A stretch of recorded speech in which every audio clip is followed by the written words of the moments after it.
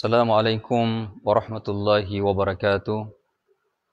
Alhamdulillahi ala nikmatil iman. Alhamdulillahi ala nikmatil Islam. Alhamdulillahi ala nikmatil ukhuwah. Alhamdulillahi ala nikmatil hidayah. Wassalatu wassalamu ala rasulillahi amma ba'd. Para pemirsa yang semoga kita semua dirahmati dan dimuliakan oleh Allah Subhanahu wa taala. Mari pada kesempatan yang berbahagia ini kita terus mengulang-ulang pujian dan kesyukuran kita kepada Allah Subhanahu wa taala. Allah satu-satunya ilah yang kita tempati untuk beribadah, satu-satunya sesembahan yang kita tempati memohon perlindungan, memohon pertolongan. Dan kita juga pada kesempatan kali ini, apalagi ini malam Jumat, kita memperbanyak salawat dan salam kepada Nabi Muhammad sallallahu alaihi wasallam. Kita berharap agar salawat yang kita peruntukkan kepada Nabi kita Nabi Muhammad sallallahu alaihi wasallam, kita bisa mendapatkan syafaat, kita bisa mendapatkan pembelaan dari Nabi sallallahu alaihi wasallam di akhirat kelak. Kita bisa bersama dengan Rasulullah sallallahu alaihi wasallam di dalam syurga yang penuh dengan kenikmatan. Itu keinginan, harapan dan cita-cita kita semua sebagai umat Nabi Muhammad sallallahu alaihi wasallam. Allahumma salli wa sallim ala nabiyyina Muhammad. Para pemirsa yang semoga kita semua dirahmati oleh Allah Subhanahu wa taala.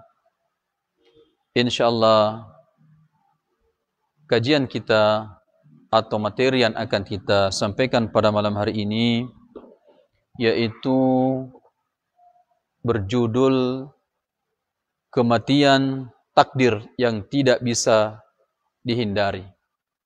Kematian adalah takdir, penetapan dari Allah Subhanahu wa taala, ketetapan dari Allah Subhanahu wa taala yang tidak mungkin bisa kita hindari. Jemaah, pemirsa yang dimuliakan oleh Allah Subhanahu wa taala, kita semua butuh bekal. Saya dan kita semua membutuhkan bekal. Bekal ini bukanlah untuk bersaing di dunia yang fana ini. Bekal yang kita persiapkan ini bukanlah dengan tujuan untuk bersaing di dunia yang fana ini. Bekal yang akan kita persiapkan ini kita tujukan untuk kebutuhan kita menuju kampung akhirat yang kekal dan abadi, yang jauh lebih baik. Wal akhiratu khairu wa abqa. Bahwa kehidupan di akhirat itu jauh lebih baik dan kekal abadi. Bekal itulah yang akan kita persiapkan untuk menuju kehidupan kita pada fase selanjutnya setelah kita meninggalkan dunia yang fana ini. Mari kita melihat bagaimana sabda Nabi sallallahu alaihi wasallam dari Ibnu Umar radhiyallahu anhuma. Ia berkata bahwa Rasulullah sallallahu alaihi wasallam pernah memegang pundak saya. Jadi Ibnu Umar ini menceritakan bahwa Rasulullah sallallahu alaihi wasallam pernah memegang pundaknya Ibnu Umar. Di saat Rasulullah sallallahu alaihi wasallam memegang pundak Ibnu Umar radhiyallahu anhuma, Rasulullah mengucapkan suatu kata yang diingat betul oleh Ibnu Umar ini. Rasulullah mengatakan bahwa kun fid dunya ka'annaka gharib au 'abirus sabil. Ini ucapan, ini perkataan yang diucapkan oleh Nabi kita sallallahu alaihi wasallam ketika Nabi kita sallallahu alaihi wasallam memegang pundak Ibnu Umar radhiyallahu anhuma. Kun fid dunya ka'annaka gharib au abirus sabil. Apa maksudnya? Rasulullah mengatakan, hiduplah engkau di dunia ini seakan-akan seperti orang asing. Sikap engkau, wahai Ibnu Umar, hidup di atas permukaan bumi ini, bersikaplah seperti seakan-akan, seolah-olah seperti orang asing. Yang namanya orang asing itu tidak ada yang mengetahuinya atau sedikit yang mengenalnya. Au abirus sabil, atau kata Rasulullah, seperti seorang pengembara. Jadi hiduplah di atas permukaan bumi ini, kata Rasulullah, seperti seakan-akan, seolah-olah seperti orang yang asing, orang yang kurang yang mengenalnya, bahkan tidak ada yang mengenalnya.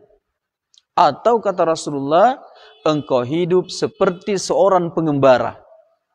Yang namanya pengembara itu, ketika dia singgah di suatu tempat, maka dia akan melanjutkan perjalanannya menuju tempat yang akan ditujunya. Perjalanan kita di atas muka bumi ini diibaratkan seorang musafir, seorang pengembara yang akan kita tinggalkan tempat ini menuju tempat terakhir kita, yaitu kampung akhirat. Yang mana di akhirat itu hanya dua tempat. Kalau bukan surga, maka neraka. Di akhirat nanti hanya dua tempat kembali kita. Kalau bukan surga, maka tempat kembali kita di dalam neraka. Tentu harapan kita, keinginan kita, tempat kembali kita adalah surga yang penuh dengan kenikmatan yang abadi. Bukan kembali ke dalam neraka yang penuh dengan penderitaan. Kemudian setelah itu, Ibnu Umar berkata, jadi yang tadi itu sabda Rasulullah. Kemudian Ibnu Umar berkata, beliau mengatakan, jika engkau berada di petang hari, jika engkau berada di malam hari, maka janganlah engkau tunggu sampai datangnya pagi. Jika engkau berada di petang hari, di malam hari, maka janganlah engkau menunggu datangnya pagi hari. Sebaliknya kata Ibnu Umar, jika engkau berada di pagi hari, maka janganlah tunggu sampai datang petang hari. Karena terkadang kita menunda-nunda untuk beramal saleh, menunda-nunda melakukan ketaatan ibadah kepada Allah Subhanahu wa taala, kita tunda. Di malam hari kita mengatakan nanti besok. Nanti besok saya berzikir, nanti besok saya melaksanakan salat duha dan ibadah-ibadah yang lainnya. Kita tunda-tunda ibadah yang mestinya sudah bisa kita lakukan, kita tunda. Nanti pi. Ibnu Umar mengatakan jangan seperti itu. Kemudian Ibnu Umar mengatakan manfaatkanlah waktu sehatmu sebelum datang waktu sakitmu. Kita masih sehat, manfaatkan kesehatan yang diberikan oleh Allah Subhanahu wa taala untuk memperbanyak amal saleh. Tubuh kita masih sehat, fisik kita masih sehat, jiwa kita masih sehat, jiwa raga kita masih sehat. Manfaatkan kesehatan ini yang diberikan oleh Allah Subhanahu wa taala untuk taat kepada Allah Subhanahu wa taala. Oleh karena ketika kita sakit, maka kemampuan kita untuk beribadah terbatas. Kemampuan kita untuk maksimal beribadah terbatas. Ketika kita sehat, kita mampu ibadah salat berdiri. Tapi ketika kita sakit, terkadang kita tidak mampu lagi ibadah salat berdiri. Bahkan duduk pun kita tidak mampu. Kita hanya mampu salat ketika kita dalam kondisi baring. Gunakan waktu sehatmu sebelum datang waktu sakitmu. Karena kehidupan di atas permukaan bumi ini berpasang-pasangan. Ada sehat, ada sakit. Kalau kita sehat, suatu saat kita akan sakit. Apatah lagi na'udzubillah min dzalik, kalau penyakit kita, penyakit yang kronis, ini sungguh sangat mengganggu kita di dalam maksimal beribadah kepada Allah Subhanahu wa taala. Jadi Kita yang masih sehat fisik kita, alhamdulillah, kita gunakan semaksimal mungkin beribadah kepada Allah Subhanahu wa taala. Manfaatkan pula waktu hidupmu sebelum datang kematianmu. Ini yang tidak kalah pentingnya. Gunakan masa hidupmu, manfaatkan sebaik-baiknya masa hidup kita sebelum datang yang namanya kematian. Sebab yang namanya kematian pasti akan kita hadapi, pasti akan kita jalani. Jangan sampai para pemirsa yang dimuliakan oleh Allah Subhanahu wa taala, di akhirat nanti kita menjadi kelompok manusia yang setelah kita melihat begitu ngerinya siksaan Allah Subhanahu wa taala, kemudian kita menundukkan pandangan di hadapan Allah Subhanahu wa taala. Di akhirat nanti ada kelompok seperti itu yang disampaikan oleh Allah Subhanahu wa taala dalam surah As-Sajdah ayat 12. Dalam surah As-Sajdah ayat 12 itu menceritakan bahwa di akhirat nanti ada sekelompok manusia ketika sudah melihat ngerinya siksaan azab dari Allah Subhanahu wa taala, dia menundukkan kepalanya di hadapan Allah Subhanahu wa taala dan menjerit kepada Allah Subhanahu wa taala. Allah menyampaikan, "Walau tara idil mujrimuna nakisu ru'usihim 'inda rabbihim. Rabbana absarna wa sami'na farji'na na'mal salihan inna muqinun."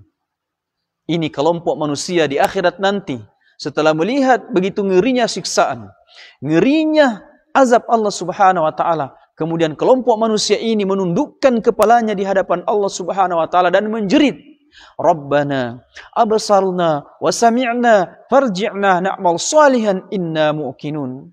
Ya Rabb, ya Tuhan kami sudah melihat, kami sudah mendengar, maka kembalikan kami ke dunia. Kelompok manusia ini meminta kepada Allah, kembalikan kami ke dunia ya Allah. Untuk apa? Untuk beramal soleh. Dia menyesal sewaktu hidup di dunia diberikan kesempatan oleh Allah tidak digunakan untuk beribadah kepada Allah, tidak digunakan beramal soleh kepada Allah. Barulah setelah dia mati, setelah melihat azab, setelah melihat siksaan Allah Subhanahu wa taala, menjeritlah dia di hadapan Allah untuk dihidupkan kembali ke permukaan bumi ini untuk melaksanakan amal soleh. Sungguh, kata mereka, kami menjadi orang yang yakin. Kami sudah yakin ya Allah. Kami sudah yakin ya Allah dengan adanya azab, adanya siksaan, adanya pembalasan di hari akhirat. Oleh sebab itu, kembalikan kami ke dunia untuk beramal saleh. Dan tentu ini tidak akan mungkin Allah Subhanahu wa taala kabulkan. Jadi, mumpung kata orang, kita masih ada di atas permukaan bumi ini, nafas kita masih bisa keluar masuk, jantung kita masih bisa berdenyut, akal kita masih sehat, fisik kita masih kuat.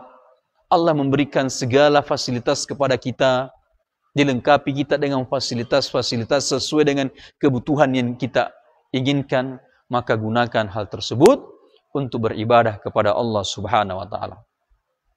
Para pemirsa yang dimuliakan oleh Allah Subhanahu wa taala, hadits Ibnu Umar tadi yang telah kita sampaikan mengajarkan kepada kita, memberikan pelajaran yang sangat berharga kepada kita semua, saya dan kita semua, bahwa dunia ini bukanlah tempat untuk kita menetap selama-lamanya. Bukan. Dunia yang penuh dengan keindahan ini, dunia yang penuh dengan keindahan ini bukanlah tempat kita menetap, bukan. Akan ada saatnya kita akan berlalu, akan meninggalkan dunia yang fana ini. Dunia ini bukanlah negeri kita yang sesungguhnya. Negeri kita yang sesungguhnya, kampung halaman kita yang sesungguhnya adalah kampung akhirat. Wal akhiratu khairu wa abqa. Kampung akhirat itu jauh lebih baik dan kekal. Tapi ingat, di akhirat itu hanya dua tempat. Kalau bukan di neraka, syurga. Kita berdoa kepada Allah Subhanahu wa taala agar kita semua ini adalah pewaris-pewaris syurganya Allah Subhanahu wa taala. Para pemirsa yang dimuliakan oleh Allah Subhanahu wa taala, semua kita tentu yakin. Kita umat Nabi Muhammad sallallahu alaihi wasallam yakin bahwa kematian itu pasti akan kita rasakan. Ya, kita orang-orang yang beriman, umat Nabi Muhammad SAW meyakini bahwa kita tidak akan mampu menghindari yang namanya kematian. Tidak mungkin ada yang bisa menghindari yang namanya al-maut, kematian. Tidak mungkin. Jangankan kita, orang-orang kafir pun mereka mengakui, orang-orang kafir sekalipun mereka mengakui bahwa mereka akan mati.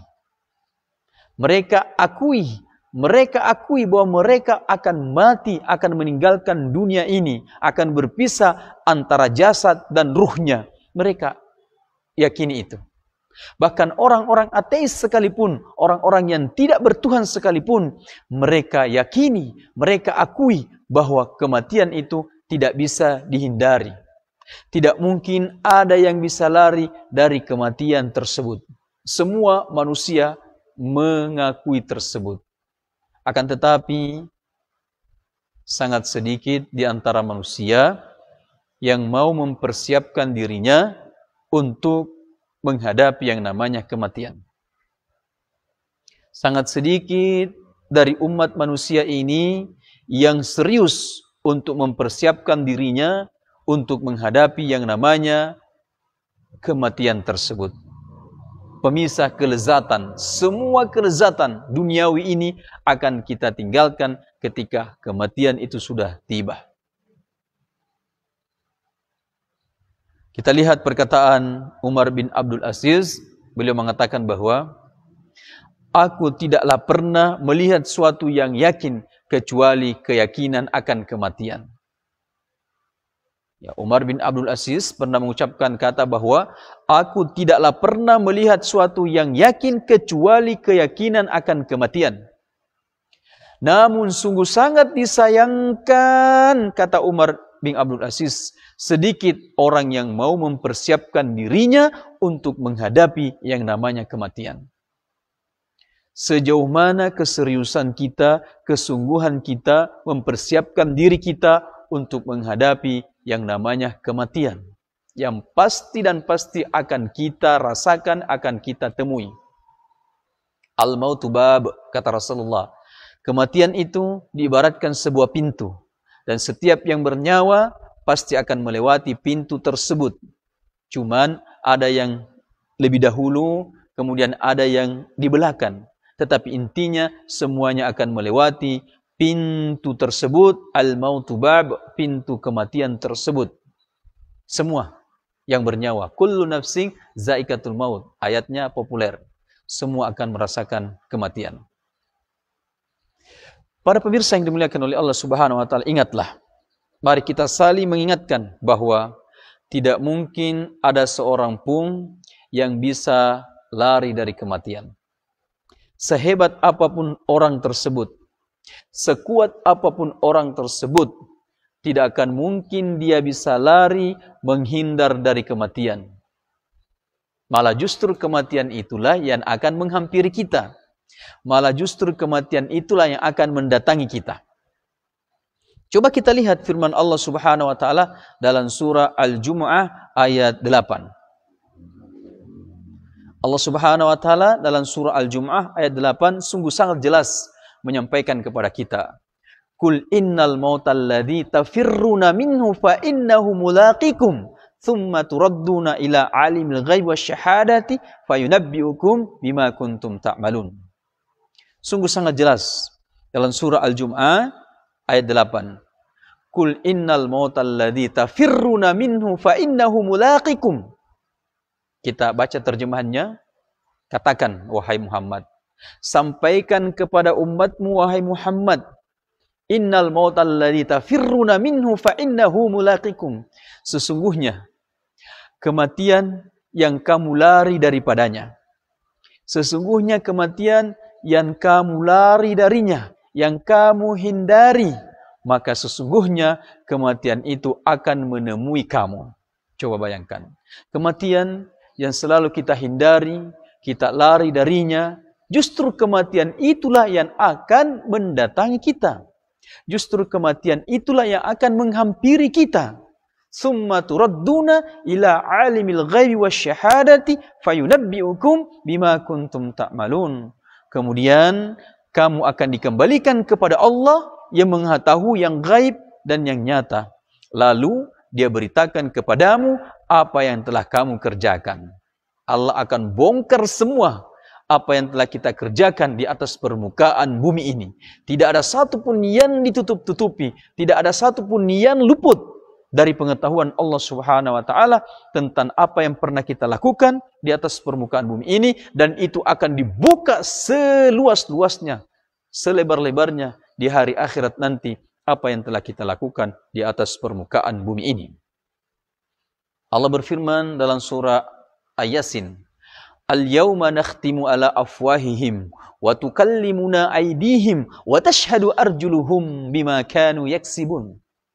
Ayat yang mulia ini menggambarkan kepada kita bagaimana kondisi dan keadaan kita di akhirat nanti. Bahwa di akhirat nanti mulut kita akan dikunci rapat-rapat. Mulut kita yang pendusta, yang pembohong ini, yang suka menipu ini akan dikunci rapat-rapat oleh Allah Subhanahu wa Ta'ala. Tangan dan kaki kita lah yang akan memberikan kesaksian di hadapan Allah terhadap apa yang telah kita lakukan, terhadap apa yang telah kita perbuat di atas permukaan bumi ini. Itu disampaikan oleh Allah kepada kita, menggambarkan bagaimana kondisi manusia di akhirat nanti ketika mulut mereka dikunci, tangan-tangan inilah, kaki-kaki inilah yang akan berbicara untuk mempertanggungjawabkan apa yang telah kita lakukan di atas permukaan bumi ini. Jadi jelas bahwa kematian itu yang selalu kita hindari, yang kita menjauh darinya, justru kematian itulah yang akan datang kepada kita. Harus diyakini para pemirsa yang dimuliakan oleh Allah Subhanahu wa Ta'ala bahwa kematian itu tidak bisa kita hindari. Tidak bisa kita hindari. Sebagaimana yang disampaikan oleh Allah Subhanahu wa Ta'ala dalam surah An-Nisa ayat 78. Aynama takunu yudrikumul maut walau kuntum fi burujim musyayyada. Coba bayangkan firman Allah. Di mana saja kamu berada, aynama takunu yudrikumul maut. Dimanapun kamu berada, kematian itu akan mendapatkan kamu. Kematian itu akan mendapati kamu. Walau kuntum fi burujim musyayyada. Walaupun kamu bersembunyi, berada di dalam benteng yang tinggi lagi kokoh. Coba, sungguh sangat jelas penyampaian Allah Subhanahu wa Ta'ala bahwa dimanapun kita berada, aynama takunu yudrikul maut, maka kematian itu yang akan menghampiri kita, kematian itu yang akan mendatangi kita. Walaupun sekalipun kita, kata Allah, walau kuntum fi burujim musyayyada, walaupun kita bersembunyi dalam benteng pertahanan yang tinggi, dalam benteng pertahanan yang kokoh, kalau sudah tiba waktunya, kalau sudah tiba masanya, maka tidak bisa ditunda-tunda lagi. Fa idza jaa ajaluhum la yastakhiruna sa'ata wa la yastaqdimun. Apabila ajal itu, kematian itu sudah datang, sudah tiba, maka ukurannya pas, tidak bisa ditawar-tawar, tidak bisa ditunda-tunda. Ukurannya pas, tidak bisa dimajukan dan tidak bisa dimundurkan kalau sudah tiba waktunya. Kita pun tahu bahwa tidak ada manusia yang kekal dan abadi. Ini sudah menjadi pemahaman kita, sudah menjadi pengetahuan kita bersama bahwa tidak ada manusia yang kekal. Tidak ada manusia yang abadi. Hanya Allah yang kekal. Disampaikan oleh Allah dalam surah Al-Anbiya ayat 34. Wa ma ja'alna li basyarin min qablikal khuld. Wa ma ja'alna li basyarin min qablikal khuld. Kami tidak menjadikan hidup abadi bagi seorang pun, ya. Kami, kata Allah, tidak menjadikan hidup abadi bagi seorang manusia pun sebelum kamu, wahai Muhammad. Tidak ada manusia yang abadi, wahai Muhammad, sebelum kamu. Sebagaimana kamu, wahai Muhammad, juga akan mati. Jadi tidak ada yang abadi. Nabi-nabi sebelum Rasulullah, umat sebelum Rasulullah, itu tidak ada yang abadi. Pasti akan mati. Pasti akan dicabut nyawanya oleh Allah Subhanahu wa taala. Yang pasti, yang kekal, yang abadi hanyalah Allah Subhanahu wa taala. Kullu man 'alaiha fan wa yabqa wajhu rabbika dzul jalali wal ikram. Kullu man 'alaiha fan, semua yang ada di bumi ini akan binasa. Dalam surah Ar-Rahman ayat 26 27. Kullu man 'alaiha fan, semua yang ada di muka bumi ini akan hancur, akan binasa, kecuali dan tetap kekal zat Tuhanmu yang mempunyai kebesaran dan kemuliaan. Artinya yang kekal, yang abadi hanyalah Allah Subhanahu wa taala. Kullu man 'alaiha fan wa yabqa wajhu rabbika dzul jalali wal ikram. Kemudian kita ulangi bahwa setiap jiwa pasti akan merasakan yang namanya kematian. Dalam surah Al-Imran ayat 185. Populer ayatnya, sudah kita sampaikan tadi. Kullu nafsin zaikatul maut. Semua yang bernyawa pasti akan merasakan yang namanya kematian. Manusia bernyawa, hewan bernyawa.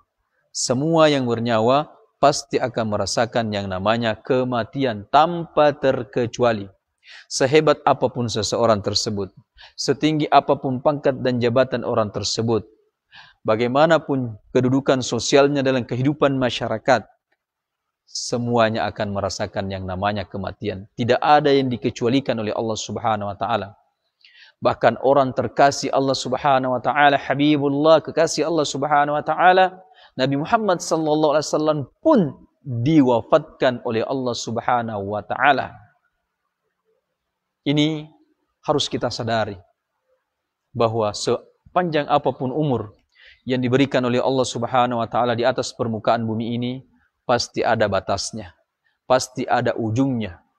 Dan juga Rasulullah pernah mengatakan bahwa umur umatku itu kalau ingin dirata-ratakan hanya sampai 60 sampai 70 tahun. Itulah umur rata-rata umur umat Nabi Muhammad sallallahu alaihi wasallam kita semua ini, yaitu hanya antara 60 tahun sampai 70 tahun. Kalau ada yang lebih itu hanya beberapa orang. Tapi secara umum umur umat Nabi Muhammad sallallahu alaihi wasallam adalah 60 tahun sampai 70 tahun.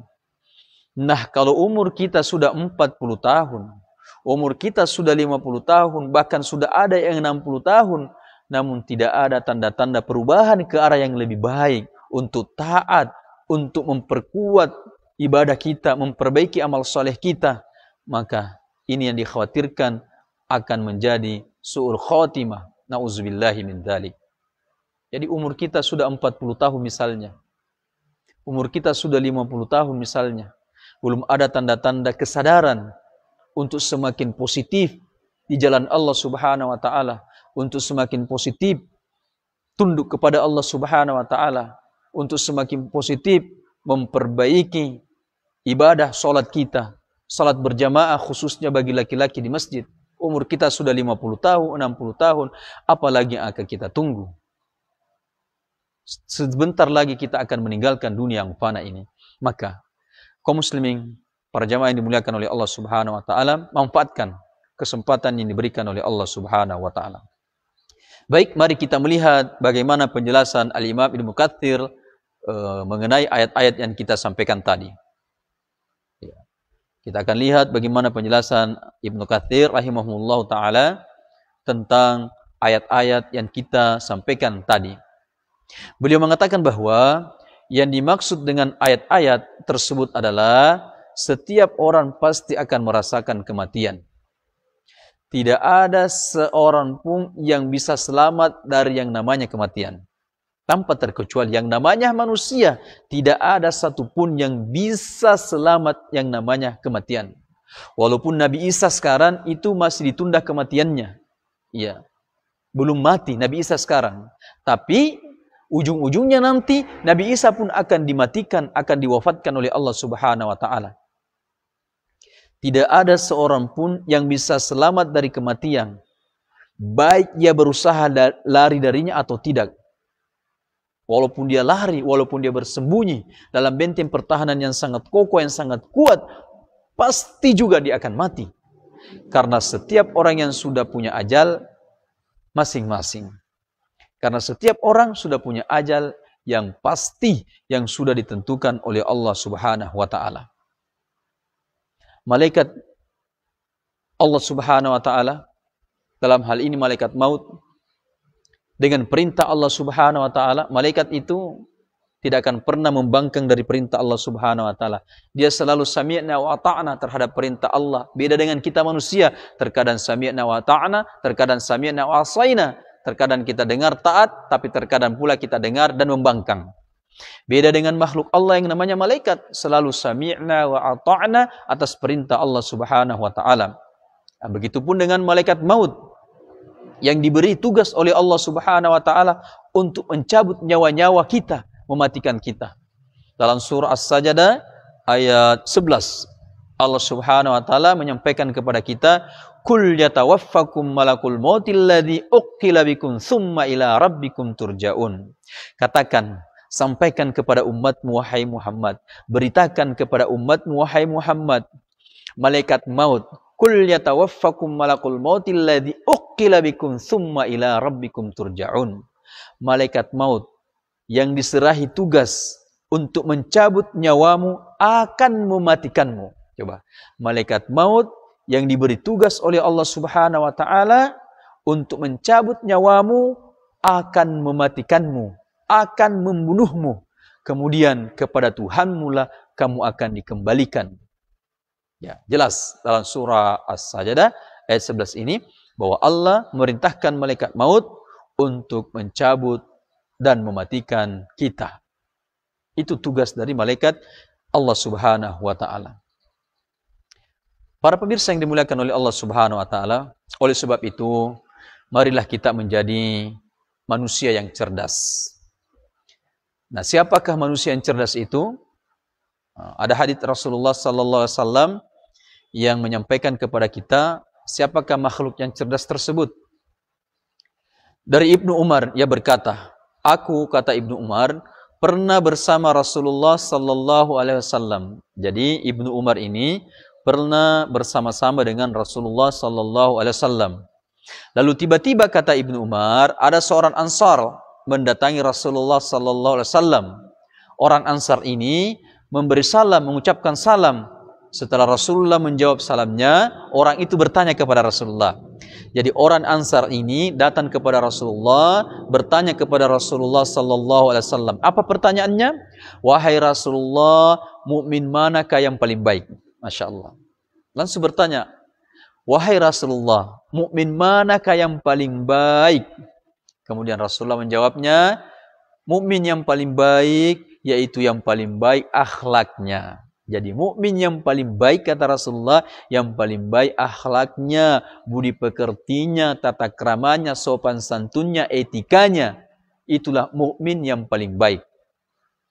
Kemudian ditanya lagi, "Wahai Rasulullah, mukmin yang manakah yang paling cerdas?" Tadi mukmin yang paling baik. Kemudian pertanyaan kedua, mukmin yang manakah yang paling cerdas wahai Rasulullah? Kemudian Rasulullah berkata, mukmin yang paling cerdas adalah mukmin yang paling banyak mengingat kematian. Ya. Mukmin yang paling cerdas kata Rasulullah adalah mukmin yang paling banyak mengingat kematian dan paling banyak dalam mempersiapkan dirinya untuk alam berikutnya. Itulah mukmin yang paling cerdas.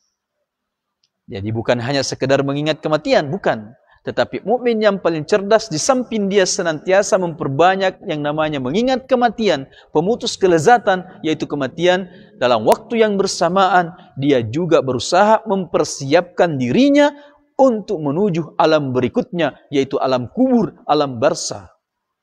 Itulah mukmin yang paling cerdas kata Rasulullah. Jadi mukmin yang paling baik itu, yang paling baik akhlaknya, yang paling cerdas adalah yang senantiasa mengingat kematian. Sadar akan tentang dirinya akan wafat, akan meninggalkan seluruh yang ada di dunia ini. Dan dalam waktu yang bersamaan, dia berusaha mempersiapkan dirinya, mempersiapkan bekalnya untuk menuju kampung akhirat. Lalu, sekarang yang terakhir, apakah yang harus kita persiapkan sebagai bekal menuju kampung akhirat? Dari awal sudah kita sampaikan tentang bekal yang akan kita gunakan menuju kampung akhirat. Bekal apa itu? Jawabannya ada dalam surah Al-Baqarah ayat 197. Allah langsung menyampaikan kepada kita tentang bekal apa yang harus kita persiapkan menuju kampung akhirat, kampung yang abadi, tempat kita selama-lamanya. Allah menyampaikan, wa tazawwadu fa inna khairaz zadi taqwa wattaquni ya ulil albab. Wa tazawwadu. Berbekallah. Berbekallah kata Allah. Fa inna khairaz zadi taqwa. Dan sesungguhnya sebaik-baik bekal adalah takwa. Allah perintahkan kepada kita berbekal. Kemudian Allah menyampaikan bahwa sebaik-baik bekal adalah takwa. Wa tazawwadu fa inna khairaz zadi taqwa. Maka bertakwalah kalian wahai orang-orang yang ulil albab, orang-orang yang berakal. Alhamdulillah, kita ini orang yang berakal, maka kita masuk dalam perintah untuk bertakwa kepada Allah Subhanahu wa taala. Banyak sekali definisi takwa yang disampaikan oleh para ulama kita, namun kalau kita ingin tarik satu kesimpulan, takwa itu adalah melaksanakan perintah Allah Subhanahu wa taala, menjauhi larangan Allah Subhanahu wa taala. Itu takwa secara sederhana. Melaksanakan perintah Allah, fattaqullaha mastata'tum, bertakwa kepada Allah semaksimal kemampuan kita, batas akhir kemampuan kita, dan menjauhi segala larangan Allah Subhanahu wa taala. Apa yang diperintahkan kita kerjakan sederhana, apa yang dilarang kita tinggalkan. Itu saja konsep takwa yang sebenarnya. Baik, para pemirsa yang dimuliakan oleh Allah Subhanahu wa taala, kita lihat penjelasan dari Syekh Abdurrahman bin Nasir As-Sa'di rahimahullah taala. Beliau mengatakan bahwa bekal yang sebenarnya yang tetap mesti ada di dunia ini dan di akhirat adalah bekal takwa. Jadi bekal yang sebenarnya yang mesti kita miliki baik di dunia ini dan di akhirat nanti, yaitu bekal takwa. Ini adalah bekal yang mesti kita bawa untuk negeri akhirat yang kekal abadi. Jadi bekal takwa inilah yang mesti kita bawa untuk negeri yang kekal abadi, tempat kembali kita untuk selama-lamanya, yaitu kampung akhirat. Bekal ini dibutuhkan untuk kehidupan sempurna yang penuh kelezatan di akhirat dan negeri yang kekal abadi selamanya. Kemudian beliau melanjutkan, siapa yang meninggalkan bekal ini, perjalanannya akan terputus. Siapa yang meninggalkan bekal takwa sewaktu di dunia, tidak mempersiapkan bekalnya berupa takwa ketika di dunia, maka perjalanannya akan terputus dan akan mendapatkan berbagai kesulitan. Bahkan ia tidak bisa sampai pada negeri orang yang bertakwa. Apa itu negeri orang yang bertakwa? Yaitu syurga. Nah, orang yang tidak mempersiapkan dirinya dengan takwa, maka perjalanannya terputus. Dia akan mendapatkan berbagai macam kesulitan dan dia tidak akan sampai kepada negeri orang yang bertakwa, yaitu syurga. Inilah ujian bagi orang yang bertakwa, bahwa mereka akan mendapatkan kehidupan yang begitu baik di kampung akhirat berupa syurga. Kemudian terakhir, Al-Qasimi berkata, persiapkanlah ketakwaan untuk hari kiamat. Persiapkanlah ketakwaan untuk hari kiamat. Karena sudah jadi kepastian bahwa orang yang bersafar di dunia mesti memiliki bekal. Yang sudah menjadi kepastian bahwa orang yang melakukan perjalanan di atas dunia ini harus memiliki bekal. Kita ingin ke Makassar, harus ada bekal kita. Kita ingin ke Mekah, umrah, tanah suci, harus ada bekal yang kita persiapkan agar dalam perjalanan kita tidak kelaparan, agar dalam perjalanan kita tidak kehausan, agar dalam perjalanan kebutuhan-kebutuhan kita bisa terpenuhi, maka harus ada bekal yang harus kita persiapkan. Kita membutuhkan makanan, kita membutuhkan minuman, kita membutuhkan kendaraan ketika kita bersafar di dunia ini. Nah, sama halnya dengan safar kita, perjalanan kita dari dunia ini menuju akhirat membutuhkan bekal. Bekalnya adalah ketakwaan kepada Allah Subhanahu wa taala, bekalnya adalah ketaatan dan menjauhi berbagai larangan Allah Subhanahu wa taala. Bekal yang harus kita persiapkan untuk kampung akhirat jauh lebih utama, jauh lebih penting hanya sekedar dibandingkan hanya sekedar bekal kita melakukan perjalanan di dunia ini. Ini yang bisa kita sampaikan pada kesempatan kali ini, pada malam yang berbahagia ini, bahwa kematian itu adalah merupakan takdir yang tidak bisa kita hindari. Kematian itu adalah takdir ketetapan dari Allah Subhanahu wa taala yang tidak mungkin bisa kita hindari. Sekuat apapun kita, sehebat apapun kita, setinggi apapun pangkat dan jabatan yang kita miliki dalam strata sosial masyarakat, dalam pemerintahan dan sebagainya, kalau sudah tiba masanya, semua itu akan kita tinggalkan. Semua itu akan hanya tinggal nama, hanya tinggal kenangan di atas dunia ini. Yang mungkin kita hanya dikenang 1 minggu, 2 minggu, 3 minggu, setelah itu kita dilupakan.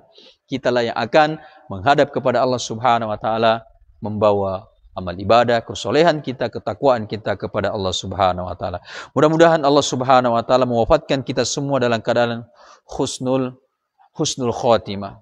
Kita wafat dalam keadaan husnul khotimah, penghabisan yang baik, menghembuskan nafas kita dengan mengucapkan kalimat tauhid, la ilaha illallah Muhammadar Rasulullah, la ilaha illallah. Man qala la ilaha illallah akhirul kalam dakhalal jannah. Siapa mengucapkan kalimat la ilaha illallah di akhir hidupnya, maka dipastikan dijamin dia masuk surga. Mudah-mudahan kita semua termasuk hamba-hamba Allah yang dimudahkan oleh Allah Subhanahu wa taala mengucapkan kalimat tauhid ini, la ilaha illallah, di akhir hayat kita. Allahumma amin. Demikian, segala kebenaran itu mutlak sumbernya dari Allah Subhanahu wa taala. Al-haqqu min rabbika fala takunanna minal mumtarin. Maka janganlah kita pernah ragu untuk menerimanya. Segala kesalahan dari kami pribadi jadi mohon dimaafkan. Aqulu qouli hadza wa astaghfir innahu huwal ghafurur rahim. Hadanallahu wa iyyakum ajma'in. Assalamualaikum warahmatullahi wabarakatuh.